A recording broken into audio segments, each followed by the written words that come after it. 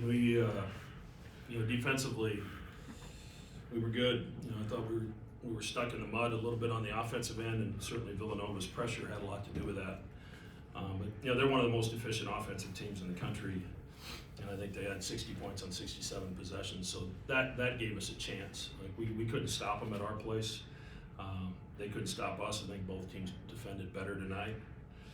And then the last play, I just told the team, I got this little coin that a dear friend gave me when my mom passed away a year and a half ago. It says, "Where you go, I go," and it's got her name on it.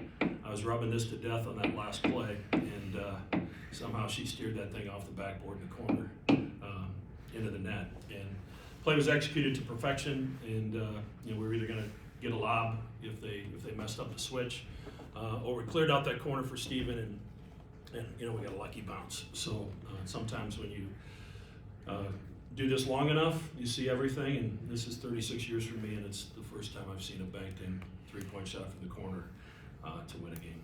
Coach, you talk about that last play there, drawn up to perfection. You've got one of the most efficient players in the country in Kalkbrenner, and a great shooter in Ashworth, and like you said, banks it in.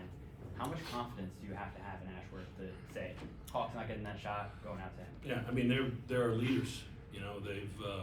They're the reason our culture is maintained, has remained strong because of their example every day in practice and in the locker room, and jumps up in the air and look right at Brett Hampton and get that call. So there's a lot of little things that went into that to make that possible.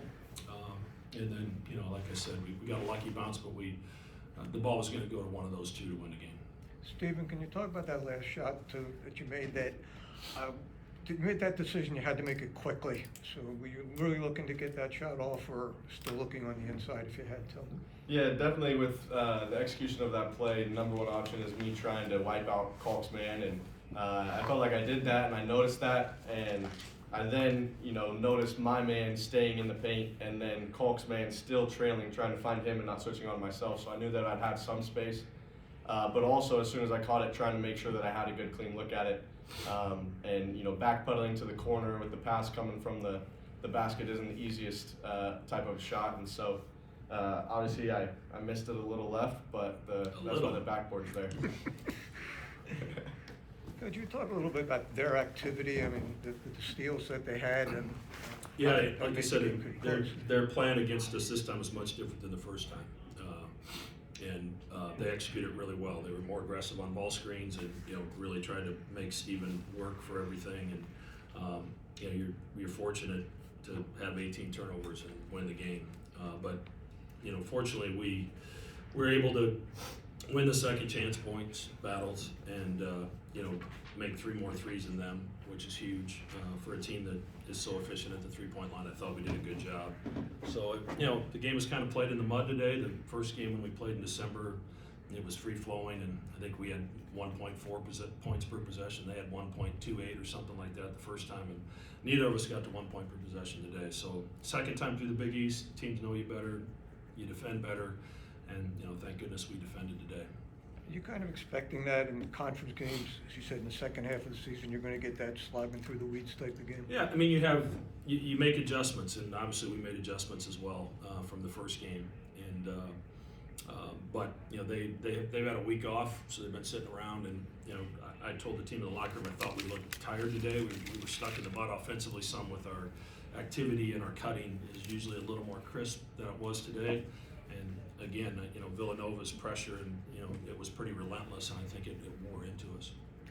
You talk about Steven made the last shot, but I'm looking at the three he had before then, about 2.5 minutes or so to go. Really, it got after Villanova came back and tied it. That looked like it was a huge shot for him. Yeah, we got loose in transition, and he made a good read. He knows his lights bright green with me, so and he's earned that right with a lot of hard work and a lot of repetition. So they were really aggressive going to the basket. Poplar was hard to start, and like I said, sometimes you need good fortune, and we did a bank-in three, and Eric dribbles it off his foot on the way to the basket. So sometimes you have to be lucky. Coach, you talked about seeing a team second time through. You held Eric Dixon averages 24.45 a game, just 17 points. How did you game plan for him, maybe second time around, something you saw in the first matchup that you might adjust to? I mean, we really had two different plans. One when they were big, and Jason Green was on him, trying to deny him and front him and keep it out of his hands, make him work a little extra harder. And the other is when they went small and we slid Kalkbrenner there, and they both did a good job. You know, for him, 5 for 14 for him is really hard to do. But I thought Isaac was on him a little bit, and Kalk, really did a good job of making him work to catch it, which hopefully wears into him as the game goes on. Anything else?